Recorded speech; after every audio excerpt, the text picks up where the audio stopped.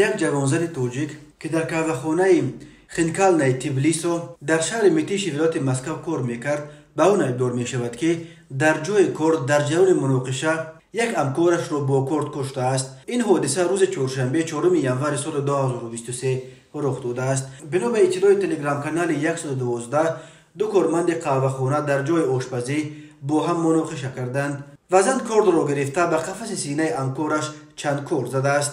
مرد تا رسیدن یاری تعجیلی جان داده است. بعد چند ساعت کارمندان پلیس زن گمانبر شونده را در نزد درآمدگاه خانه‌اش دستگیر کردند. گفته می شود که او شهروند تاجیکستان سیاره دوسایوا بوده، 36 سال دارد.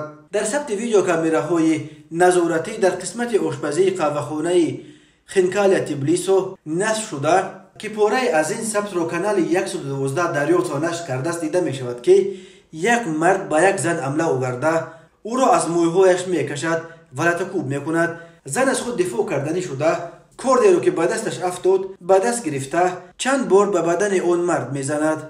کارگران دیگری قهوه‌خانه تلاش می کنند تا این دو نفر را از هم جدا کنند، ولی بعد لحظه مرد زخمی بر روی فرش می افتد و از هوش می رود. تفصیلات دیگر این حادثه دسترس نیست. سبب مناقشه بین همکاران در قهوه‌خانه تامهای گرجی که به چنین عاقبت خونین آورد نیز هنوز معلوم نیست. در روزهای آخر الکی دو زن تاجیک تنها در ولایت مسکو روسیه با جرم آدمکشی دستگیر شدند